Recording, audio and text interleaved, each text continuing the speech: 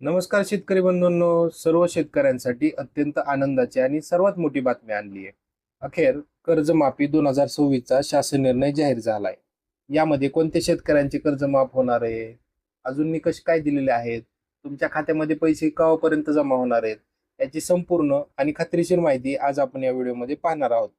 तसेच शेतकरी बांधवांनो, अशी शासनाची अधिकृत आणि खात्रीशीर माहिती सगळ्यात आधी मिळवण्यासाठी व्हिडिओच्या खाली दिलेल्या सबस्क्राईब बटनावर आत्ताच क्लिक करा आणि त्याच्या शेजारी असणारं बेल आयकॉनचं बटन नक्की दाबा, जेणेकरून आमचा कोणताही महत्त्वाचा व्हिडिओ तुमच्याकडून मिस होणार नाही.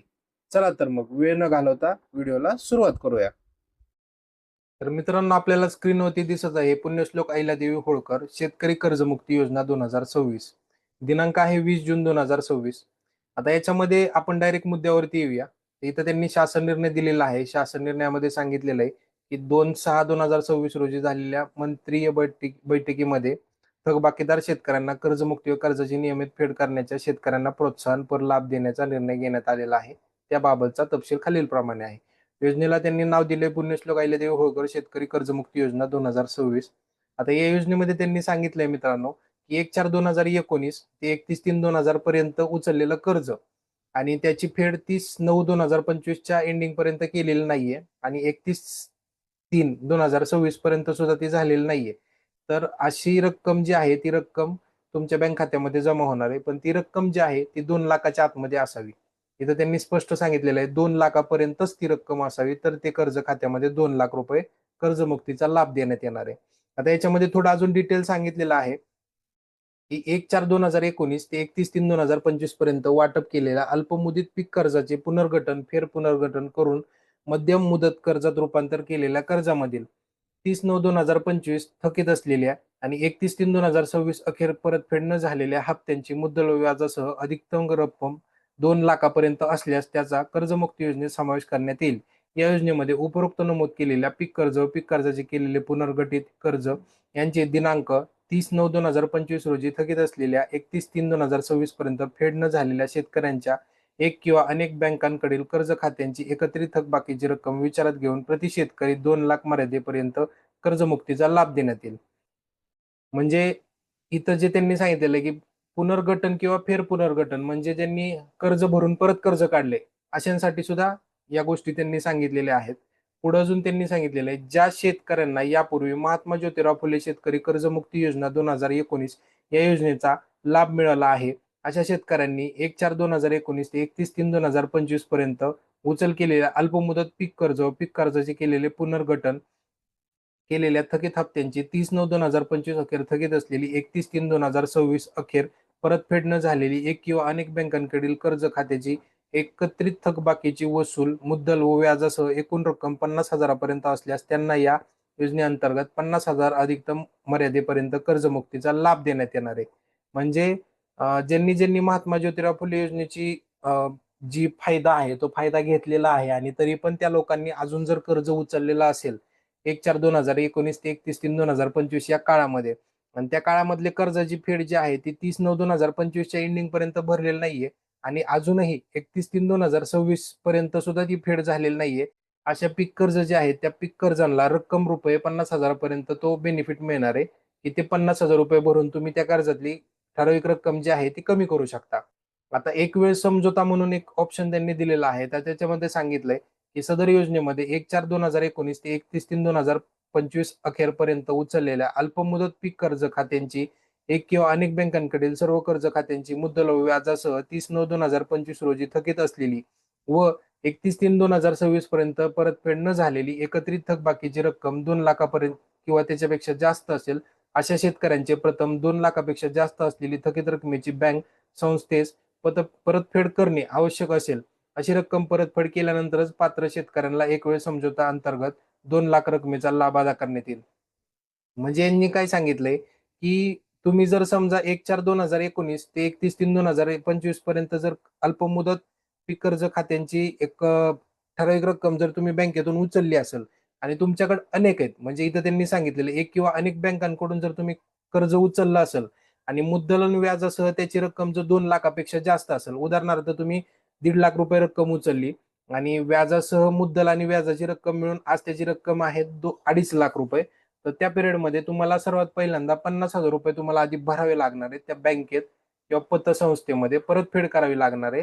आणि ती भरल्यानंतर तुम्हाला उरलेली जी 2 लाख रक्कम आहे ती तुमच्या खात्यामध्ये समझोता म्हणून देण्यात येईल. जर तुम्ही वरचे 50,000 नाही भरले तर तुम्हाला ही जी काही रक्कम असणार आहे 2 लाख ह्याचा तुम्हाला फायदा मिळणार नाहीये. म्हणजे ज्या ज्या शेतकऱ्यांनी कर्ज उचललंय त्या कर्जामध्ये त्यांनी वेगवेगळ्या बँकेचे कर्ज उचलले ठराविक ठराविक रकमा आणि त्याची आता मुदत आणि व्याज असे दोन्ही पकडून रक्कम जास्त गेली आणि ती 2 लाखापेक्षा जास्त आहे. तर 2 लाखापेक्षा जास्त असणारी रक्कम जी आहे ती त्यांनी बँकेत भरायची आणि ती बँकेत भरल्यानंतर शासन तुम्हाला 2 लाख रुपये खात्यामध्ये जमा करणार आहे. आता याच्यामध्ये काय त्यांनी सांगितले अजून की फेर पुनर्गठन केलेल्या कर्ज खात्यापैकी एक किंवा अनेक बँकांकडील सर्व कर्ज खात्यात या या तारखेपर्यंत परतफेड न झालेल्या थकीत हप्त्यांची मुद्दल व्याजासह 2 लाखापेक्षा जास्त असल्यास शेतकऱ्यांनी प्रथम 2 लाखापेक्षा जास्त असलेली परतफेड करणे आवश्यक आहे. मी जसं आता सांगितलं तसंच अशी रक्कम परतफेड केल्यानंतर पात्र शेतकऱ्यांना एक वेळ समझोता अंतर्गत 2 लाखाचा लाभ देण्यात येईल. या योजनेमध्ये शेतकऱ्यांच्या त्या हिश्श्याची 2 लाखावरील रक्कम बँकेमध्ये जमा करण्याची शेवटची तारीख आहे 31/3/2027 पर्यंत. जर तुम्ही 31/3/2027च्या अंतर्गत जर तुम्ही वरची रक्कम जी काय असणार आहे ती रकमेची जर परतफेड नाही केली तर तुम्हाला 2 लाख रुपयाचा जो काही रकमेचा हप्ता आहे किंवा लाभ आहे तो तुम्हाला मिळणार नाहीये. तर काळजी घ्या, लक्षात ठेवा 31/3/2027 म्हणजे 31 मार्च 2027 पर्यंत तुम्हाला पैसे भरायचे आहेत. आता जून चालू आहे. येणाऱ्या मार्च महिन्यापर्यंत 2027च्या मार्च महिन्यापर्यंत आपल्याला ही मुदत देण्यात आलेली आहे.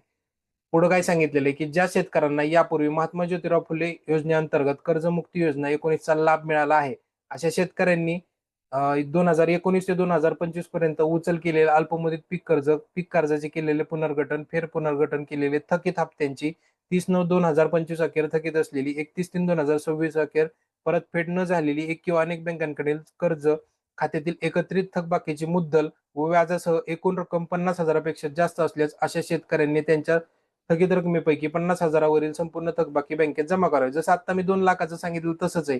महात्मा ज्योतिराव फुले योजनेचा ज्या ज्या शेतकऱ्यांनी लाभ घेतलाय त्याच्याबरोबर ही जी नवीन योजना आहे या योजनेचा जर त्यांना लाभ घ्यायचा असेल तर त्यांनी ज्या ज्या बँकेचे कर्ज घेतले त्या त्या बँकेच्या कर्जामध्ये 50,000 राहून उरलेलं कर्ज त्यांनी भरायचंय.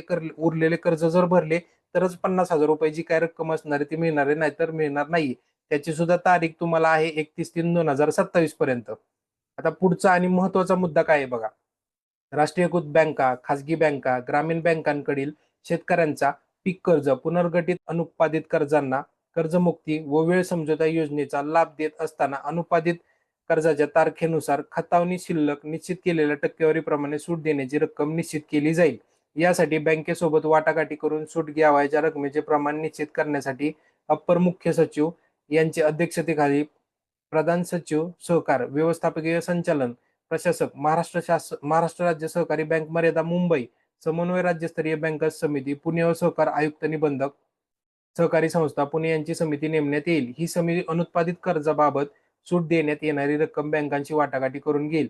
म्हणजे ज्या शेतकऱ्यांचं बँकेची कर्ज आहे तर त्या बँकेच्या याच्यामध्ये तुम्हाला वाटाघाटी किती करायची आहे त्याच्याबद्दलचं ज्या काही गोष्टींचं डिस्कशन असणार आहे तर ते डिस्कशन हे वरील लोक करणार आहेत.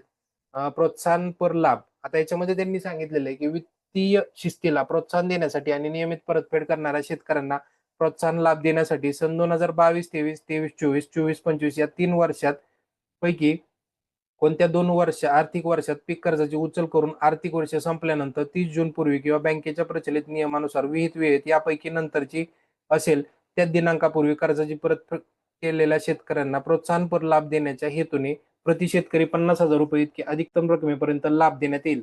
तथापि अशा पात्र शेतकऱ्यांनी सन 2025-26 व 26-27 या आर्थिक वर्षात अल्पमुदत पीक कर्ज घेतले असल्यास अशा कर्जाची देखील विहित मुदतीत परतफेड करणे अनिवार्य असेल.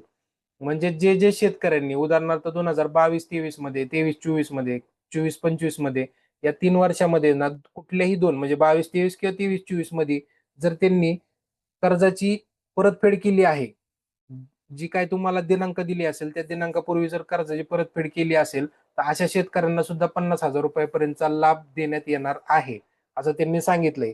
पण त्यांनी अजून एक अट टाकलेली आहे की 50,000 आता मिळेल आणि भविष्यात जर तुम्ही 25-26 आणि 26-27 मध्ये जर कर्ज उचललं आणि त्या कर्जाची परतफेड नाही केली तर असं होणार नाहीये. ते परतफेड करणं तुम्हाला अनिवार्य त्यांनी केलेलं आहे. अजून सांगितलेलं आहे सन 2023-24 अथवा 24-25 या वर्षात घेतलेल्या व त्याची विहित कालावधीत पूर्णतः परतफेड केलेली अल्पमुदत पीक कर्जाची रक्कम 50,000 पेक्षा कमी असल्यास अशा शेतकऱ्यांना त्यांनी सन 2023-24 अथवा 24-25 या वर्षात अल्पमुदत पीक कर्जाच्या मुद्दल व व्याजासह प्रत्यक्ष परतफेड केलेली रक्कम किंवा किमान 5,000 रुपये प्रोत्साहनभर लाभ देण्यात येईल. म्हणजे शासनाने सांगितले की 50,000पेक्षा जर तुमचं कर्ज कमी असेल 2023-24 किंवा 24-25 मध्ये आणि जे काय आहे कर्ज ते तुम्ही 50,000च्या आतमधलं कर्जाची रक्कम आणि त्याचं व्याज परतफेड केली असेल तर तुम्हाला सांगितलेलं आहे की किमान 5,000 रुपये प्रोत्साहनपर लाभ देण्यात येणार आहे. म्हणजे एक तुम्हाला प्रोत्साहन देण्यासाठी तुम्हाला 5,000 रुपयाचा लाभ देण्यात येणार आहे. शेतकऱ्यांना लक्षात ठेवा, ज्यांचं ज्यांचं पीक कर्ज आहे आणि जे 2023-24 किंवा 24-25 मध्ये घेतलं होतं आणि ते 50,000च्या आतमध्ये ते व्याजासकट आपण सगळं भरलेलं आहे, अशा लोकांनी या संधीचं सोनं करावं.